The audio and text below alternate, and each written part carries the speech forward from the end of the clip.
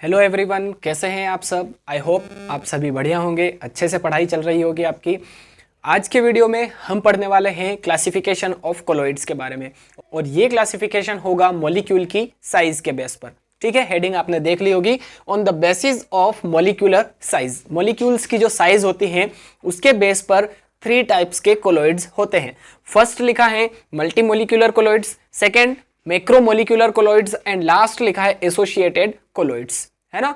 अब यहां पर जो मल्टीमोलिक्यूलर कोलॉइड्स हैं, इस वर्ड को अगर हम तोड़ दें तो मल्टी और मोलिक्यूलर, मल्टी मींस क्या होता है, मैनी, मल्टी मींस क्या होता है, many, and molecular means molecule. तो जब बहुत सारे मोलिक्यूल्स एग्रीगेट होंगे, जब आपस में इकट्ठा हो जाएंगे बहुत सारे मोलिक्यूल्स, तो कौन सा कोलॉइड बनेगा, मल्टी मोलिकुलर कोलॉइड बनेगा। मल्टी मींस क्या होता है, मैनी, तो बहुत सारे जब पार्टिकल्स मिलेंगे तो मल्टी मोलिकुलर कोलॉइड्स का फॉर्मेशन होगा। अब जो छोटे छोटे मोलिक्यूल्स रहेंगे यहाँ पर, उनकी जो साइज है, जो पार्टिकल की साइज है, वो क्या रहेगी, less than 1 nanometre, less than 1 nanometre, है ना। 1 नैनोमीटर से कम, 1 नैनोमीटर से कम साइज रहेगी इन छोटे छोटे पार्टिकल्स की। अब हमें पता है कि जो कोलॉइडी सॉल्यूशन होते हैं या जो कोलॉइड्स होते हैं, उनमें पार्टिकल साइज तो 1 to 1000 नैनोमीटर की रेंज में होती है ना। 1 to 1000 नैनोमीटर की रेंज में होती है कोलॉइडल सॉल्यूशन में जो पार्टिकल्स होते हैं उनकी। बट यहां पर सिर्फ 1 नैनोमीटर या फिर 1 नैनोमीटर से लेस होती है साइज। तो ये कैसे हुए कोलॉइड्स। अब देखिए यहां से पिक्चर स्टार्ट होती है ना। देखिए जो मल्टी मोलिकुलर कोलॉइड्स होते हैं, उनका जो एक नेचर है, स्पेसिफिक नेचर होता है इनका नेचर ये होता है कि ये जब छोटे छोटे मोलिक्यूल्स होते हैं तो ये आपस में एग्रीगेट करने लग जाते हैं, और एग्रीगेट करने के बाद जो इनकी साइज होती है लेस देन 1 नैनोमीटर, ये एग्रीगेट होने के बाद में साइज हो जाती है 1 to 1000 नैनोमीटर की रेंज में। और 1 to 1000 नैनोमीटर की रेंज में अगर कोई पार्टिकल है तो वो क्या होगा, कोलॉइड्स।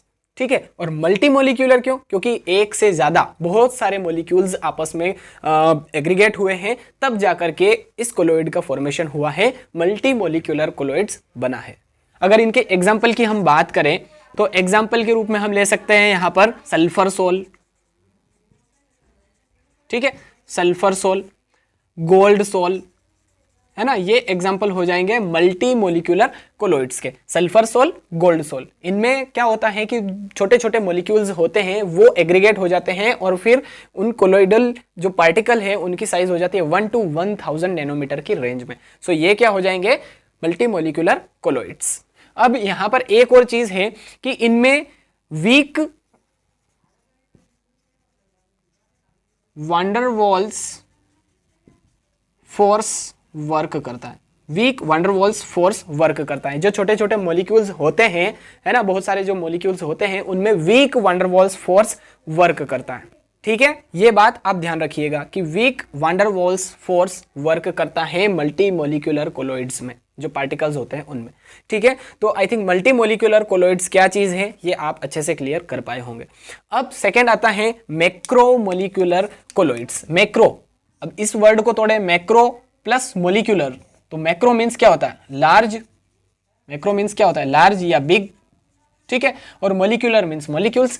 तो इनकी जो पार्टिकल की साइज होती है वो अपने आप में लार्ज होती है, बड़ी होती है इनकी साइज, है ना। इनमें ऐसा नहीं होता है कि जो छोटे छोटे मोलिक्यूल्स होते हैं वो एग्रीगेट होते हैं और फिर बड़ा मोलिक्यूल बनता है, ऐसा नहीं है। इसमें क्या होता है, मैक्रो, नाम से ही क्लियर आपको पता हो जाना चाहिए। मैक्रो मीन्स क्या होता है, बिग, मैक्रो मीन्स क्या होता है, लार्ज, बड़ा, है ना। तो यहां पर मैक्रोमोलिकुलर कोलॉइड्स में क्या होता है, इनकी जो कोलॉइडल पार्टिकल्स होते हैं उनकी साइज क्या होती है, लार्ज होती है, बड़ी होती है, बिग होती है ना। तो इसीलिए इनका नाम मैक्रोमोलिकुलर कोलॉइड्स रखा गया है ना। अब यहां पर जो वांडरवॉल्स फोर्स होता है वो कंपैरेटिवली स्ट्रॉन्गर होता है ना। इसके कंपैरिजन में यहां पर वांडरवॉल्स फोर्स जो होता है वो स्ट्रॉन्गर होता है। ठीक है, मैं यहां पर शॉर्ट में लिख देता हूं कि जो वांडरवॉल्स फोर्स होता है वो क्या होता है,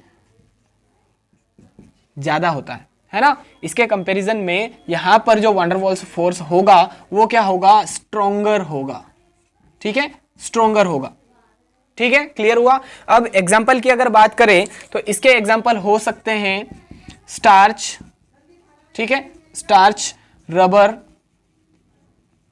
ओके, नाइलॉन, है ना, जो पॉलीमर्स होते हैं वो इसके एग्जाम्पल हो सकते हैं, नाइलॉन एंड और भी हो सकता है प्रोटीन जैसे कि, ठीक है। तो ये इसके एग्जाम्पल हो जाएंगे मैक्रोमोलिक्यूलर कोलोइड्स के। मैक्रोमोलिक्यूलर कोलोइड नाम कैसे है इसका, क्योंकि इनके जो पार्टिकल की साइज होती है वो बड़ी होती है, लार्ज होती है, इसलिए मैक्रो, है ना। और मॉलिक्यूल्स, जब बड़े बड़े मॉलिक्यूल्स एग्रीगेट होते हैं तो यहाँ पर मैक्रोमोलिक्यूलर कोलोइड का फॉर्मेशन होता है। एग्जाम्पल है इसके स्टार्च, रबर, नाइलॉन, प्रोटीन, है ना, जो पॉलीमर्स होते हैं वो इसके एग्जाम्पल हो सकते हैं, ठीक है। अब यहाँ पर जो वंडरवॉल्स फोर्स होता है, इनके जो मॉलिक्यूल्स होते हैं इनके बीच में जो वंडरवॉल्स फोर्स होता है वो as compare to multi molecular colloids strong होता है, ठीक है, स्ट्रॉन्गर होता है वंडरवॉल्स फोर्स मॉलिक्यूल्स के बीच में।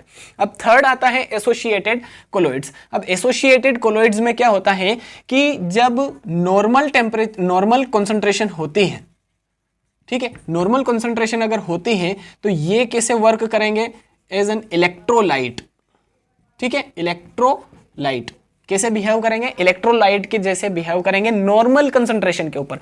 बट जैसे ही अगर इनकी कंसंट्रेशन हाई हुई, है ना, हाई कंसंट्रेशन के ऊपर ये कैसे बिहेव करेंगे, मिसेल जैसे, ठीक है, मिसेल्स। अब मिसेल का मतलब क्या होता है आगे हम पढ़ने वाले हैं। मिसेल मतलब ये ऐसी जो स्ट्रक्चर होती है ये बना लेंगे, ये है ना, क्लिनजिंग एक्शन ऑफ सोप में हम ये चीज पढ़ने वाले हैं। ये ऐसी स्ट्रक्चर बन जाएगी तो इनको कहते हैं मिसेल, है ना। ये कैसे बनेगी, क्या काम होता है इसका, है ना, तो ये सब कुछ हम आगे के वीडियोस में पढ़ने वाले हैं। अब ये मिसेल बनते कैसे हैं, फॉर्मेशन कैसे होता है मिसेल का, तो मिसेल का फॉर्मेशन एक पर्टिकुलर टेम्परेचर के ऊपर होता है। मिसेल का फॉर्मेशन एक पर्टिकुलर टेम्परेचर के ऊपर होता है और उस टेम्परेचर को कहते हैं क्राफ्ट्स टेम्परेचर, क्राफ्ट टेम्परेचर, ठीक है, क्राफ्ट टेम्परेचर, जिसे डिनोट किया जाता है टी के से, ठीक है। तो क्राफ्ट टेम्परेचर क्या चीज है, कौन सा टेम्परेचर कहलाता है क्राफ्ट टेम्परेचर, कि जो मिसेल का फॉर्मेशन होता है वो एक पर्टिकुलर टेम्परेचर के ऊपर होता है ना, एक पर्टिकुलर टेम्परेचर है, एक फिक्स टेम्परेचर है, उससे ऊपर टेम्परेचर अगर होगा तो मिसेल का फॉर्मेशन होता है। तो इस टेम्परेचर को क्या कहते हैं, क्राफ्ट टेम्परेचर कहते हैं। और एक छोटी सी डेफिनेशन और है CMC, ठीक है, CMC means critical micelle concentration, ठीक है, क्रिटिकल मिसेल कंसंट्रेशन। अब ये क्या चीज है CMC या क्रिटिकल मिसेल कंसंट्रेशन, इसका मतलब ये होता है कि जो मिसेल का फॉर्मेशन होगा वो एक पर्टिकुलर कंसंट्रेशन के ऊपर कंसंट्रेशन जब होगी तभी फॉर्मेशन होगा, है ना। देखिए छोटी छोटी बातें हैं, ध्यान रखिएगा, मैं जो बोल रहा हूं उस पर फोकस कीजिए आप, है ना। जब मिसेल का फॉर्मेशन होता है तो कैसे होता है, इसके लिए एक टेम्परेचर फिक्स किया हुआ है, एक पर्टिकुलर टेम्परेचर है, उससे अगर ज्यादा टेम्परेचर हुआ तभी मिसेल का फॉर्मेशन होता है। और वो टेम्परेचर क्या कहलाता है, क्राफ्ट टेम्परेचर, है ना। एक फिक्स टेम्परेचर, एक पर्टिकुलर टेम्परेचर से ऊपर अगर टेम्परेचर गया तभी जाकर के मिसेल का फॉर्मेशन होता है, और वो टेम्परेचर क्या कहलाता है, क्राफ्ट टेम्परेचर, जिसे डिनोट किया जाता है TK से। अब CMC क्या चीज है कि नॉर्मल कंसंट्रेशन, मैंने आपको पहले ही क्लियर कर दिया था, नॉर्मल कंसंट्रेशन के ऊपर एज एन इलेक्ट्रोलाइट बिहेव करते हैं, बट अगर इनकी कंसंट्रेशन हाई कर दी तो यहां पर मिसेल्स का फॉर्मेशन होता है। तो ये CMC क्या चीज है, CMC का मतलब जब मिसेल बनते हैं तो एक नॉर्मल कंसंट्रेशन के ऊपर, एक पर्टिकुलर कंसंट्रेशन के ऊपर कंसंट्रेशन होगी तो उस कंसंट्रेशन को कहेंगे CMC means critical micelle concentration. चलिए गाइज, यहाँ पर जो थ्योरी लिखी है बस उसे हमें पढ़ना है ना, इसको मैंने पहले ही आपको एक्सप्लेन कर दिया है। तो multimolecular colloids, macromolecular colloids and associated colloids, ठीक है, 3 टाइप्स के होते हैं on the basis of molecular size, ठीक है। फर्स्ट में मल्टीमोलिकुलर कोलोइड्स लिखा है, इसमें लिखा है they consist of aggregates of atoms और molecules which have molecular size less than 1 nanometre, ठीक है। ये बात मैंने आपको पहले क्लियर कर दी थी कि जो मल्टी मोलिकुलर कोलोइड्स होते हैं उनमें जो मॉलिक्यूल्स या एटम्स होते हैं उनकी साइज 1 नैनोमीटर से कम होती है, ठीक है। तो ये फर्स्ट पॉइंट आई थिंक आपको क्लियर हो चुका होगा।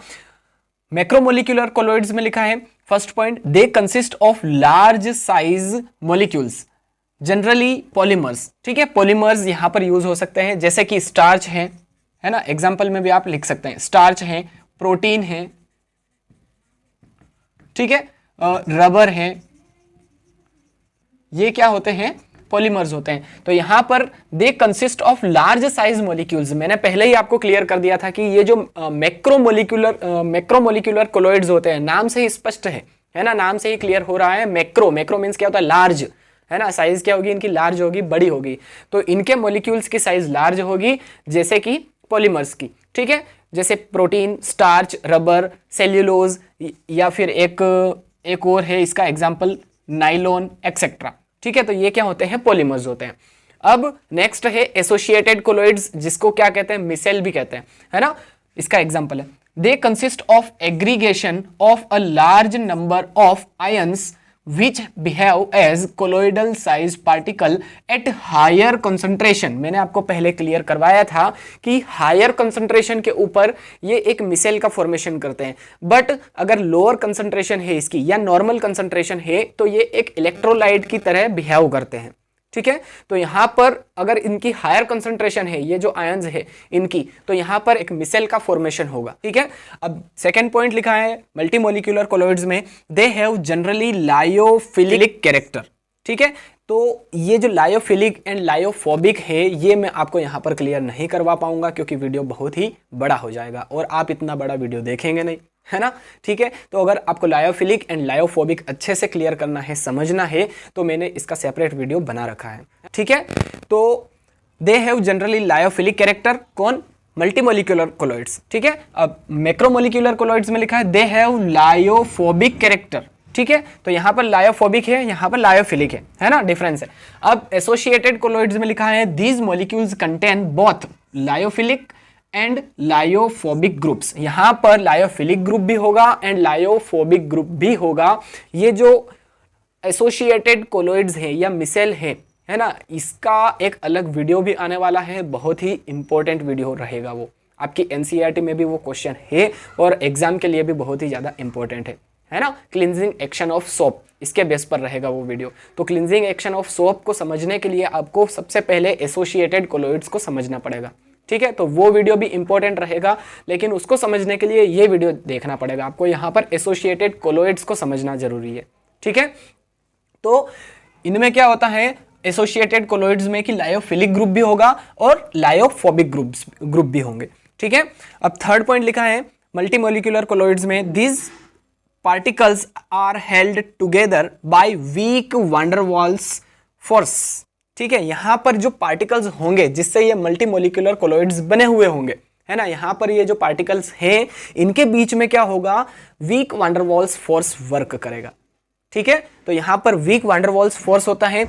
मैक्रोमोलिक्यूलर कोलॉइड्स में आप देखते हैं ड्यू टू लॉन्ग चेन, है ना, एक लंबी चेन रहती है, लॉन्ग चेन रहती है, van der Waals forces are comparatively stronger. इसके कंपैरेटिवली यहां पर जो वैन डर वाल्स फोर्स होंगे वो स्ट्रॉन्गर होंगे।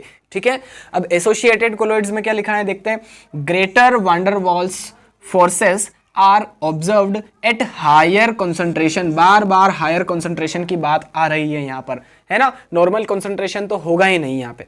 ठीक है, हायर कंसंट्रेशन के ऊपर ही जो एसोसिएटेड कोलॉइड्स हैं उसका फॉर्मेशन होता है एंड मिसेल बनता है। ठीक है, तो आई थिंक वीडियो आपको अच्छा लगा होगा, इन्फॉर्मेटिव लगा है। अगर आपको वीडियो अच्छा लगा है तो प्लीज़ लाइक कीजिए, शेयर कीजिए ज़्यादा से ज़्यादा अपने फ्रेंड्स के साथ में एंड सब्सक्राइब कीजिए। चलिए मिलते हैं अब नेक्स्ट वीडियो में। Till then thank you so much, Jai Hind.